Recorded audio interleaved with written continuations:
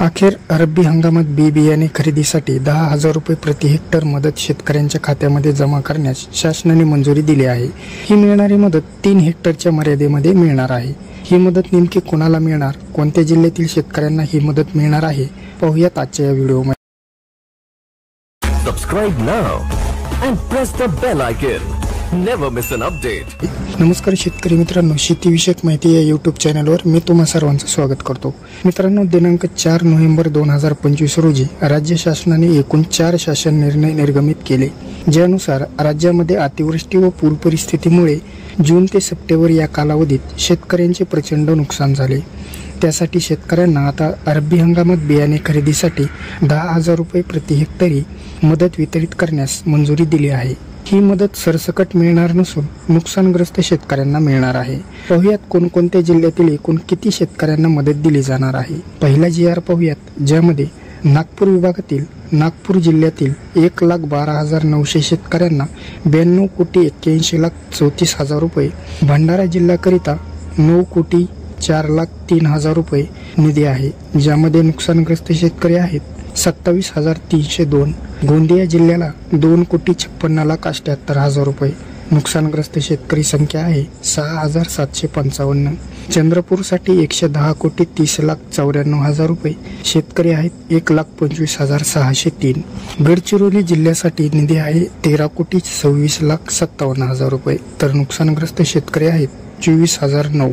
अमरावती विभागातील अमरावती जिल्ह्यासाठी 183,90,25,000 रुपये, नुकसानग्रस्त शेतकरी आहेत 2,24,915। अकोला जिल्हा 323,49,68,000 रुपये, नुकसानग्रस्त शेतकरी आहेत 3,56,229।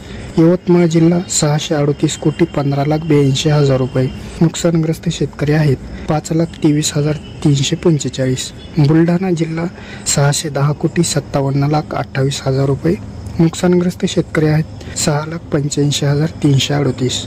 वाशिम जिल्हा 275,30,43,000 रुपये, नुकसानग्रस्त शेतकरी संख्या 2,96,618। नागपूर व अमरावती विभागातील सांगितलेल्या जिल्ह्यांकरिता एकूण 22,62,434 हेक्टर क्षेत्रावरील 23,83,014 नुकसानग्रस्त शेतकऱ्यांना 2,262,43,39,39,000 रुपये निधी वितरण्यास मंजुरी दिली आहे।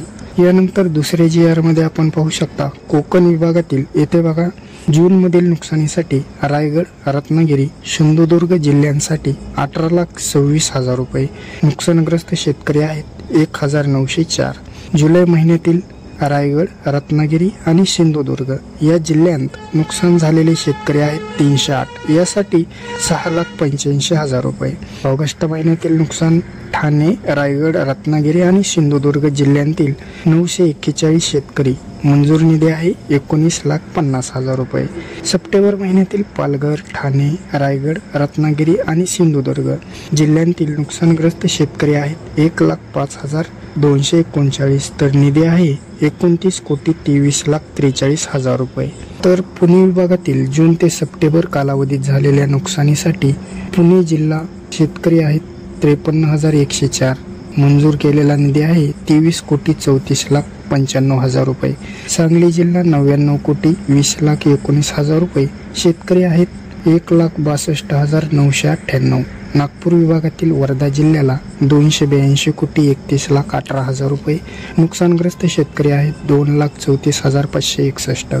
छत्रपती संभाजीनगर विभागातील धाराशिव जिल्ह्यात बाधित शेतकरी आहेत 5,06,614, निधी आहे 577,54,46,000 रुपये।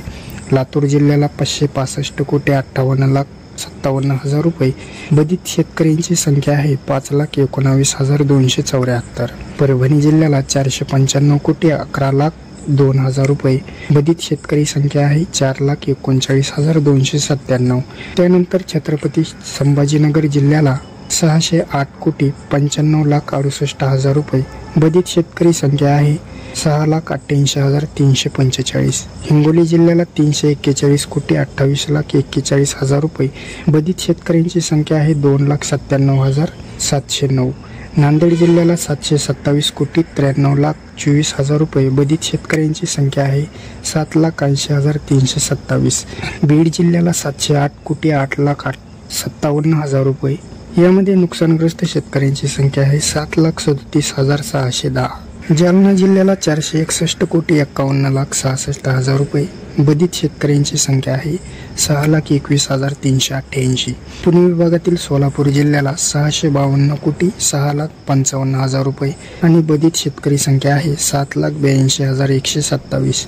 तर कोल्हापूर जिल्ह्याला 10,88,48,000 रुपये आणि बाधित शेतकऱ्यांची संख्या आहे 43,291.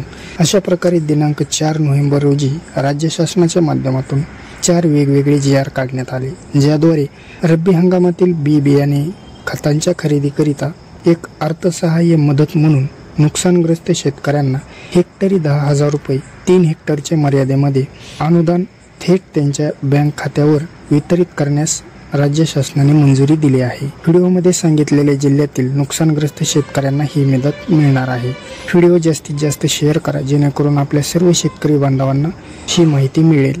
दिलेली माहिती कशी वाटली ते कमेंट करून नक्की सांगा. व्हिडिओ लाईक करा. भेटूया अशाच नवनवीन अपडेट्स घेऊन. धन्यवाद.